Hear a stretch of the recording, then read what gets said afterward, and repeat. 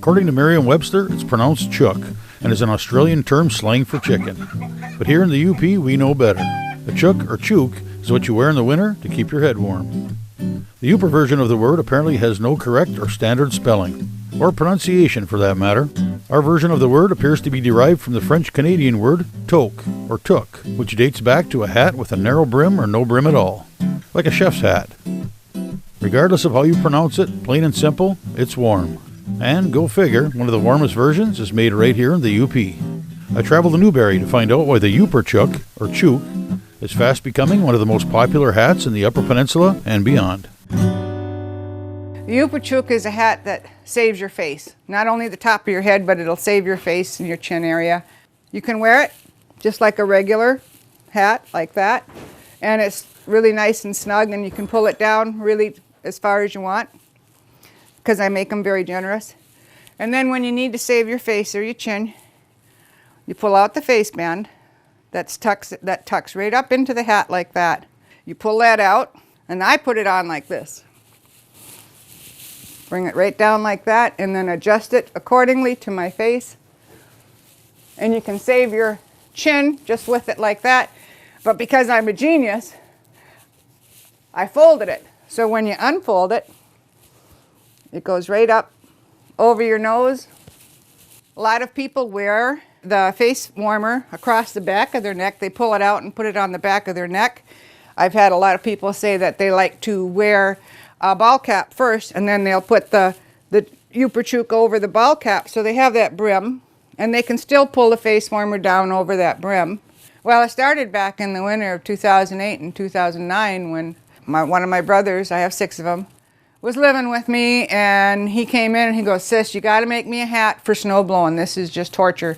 And then within that same week, my other brother from Wisconsin, Ray, he called up and said, "I need a hat for snow blowing."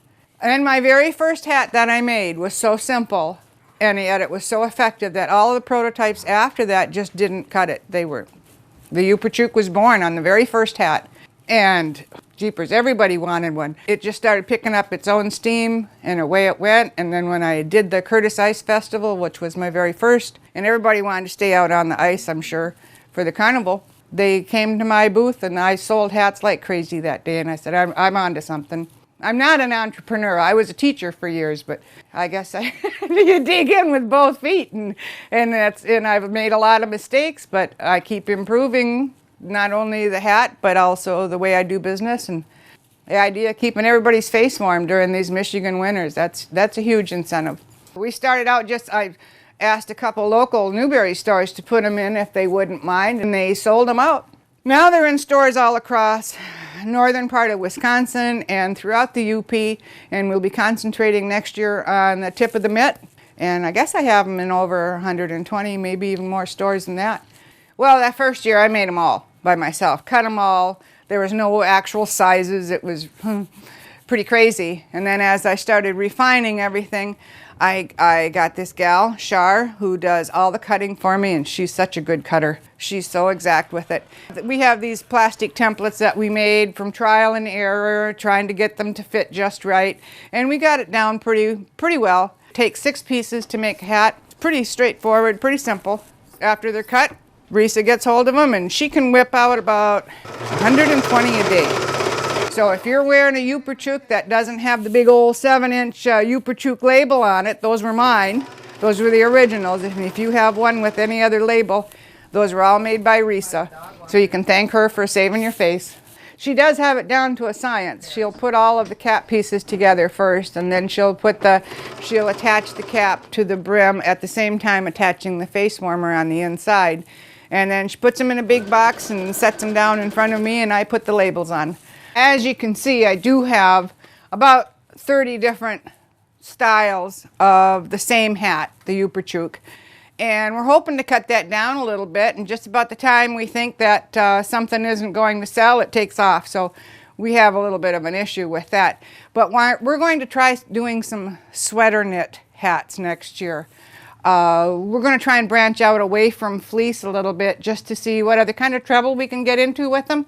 The YooperChook in itself is a really warm hat. I've had a lot of people say that if you're doing some strenuous exercise outside, that it doesn't take long and they're super warm. But with that in mind, there are a lot of people that are follically challenged and would like that extra layer of fleece across the crown of their head. So we made, this is called the double dome, and it has the 2 layers of fleece, and along with the face warmer. It would definitely keep you warm. I'm kind of attached to every chook, you know. I really am. I mean, as many as I've sold, I still think of them as my babies going out the door. Just knowing that they're going to protect people's faces. I think that's the best part about the whole thing, is the financial part of it is just a bonus. Knowing that I'm keeping people warm in this winter weather. That puts a smile on their face, and that shines through even when they're wearing their face warmer. You can still see they're smiling. I love protecting people and making them feel safe and secure when they go out there in that weather, because you know the UP weather changes in 5 minutes. Bang. Psh, you need a hat.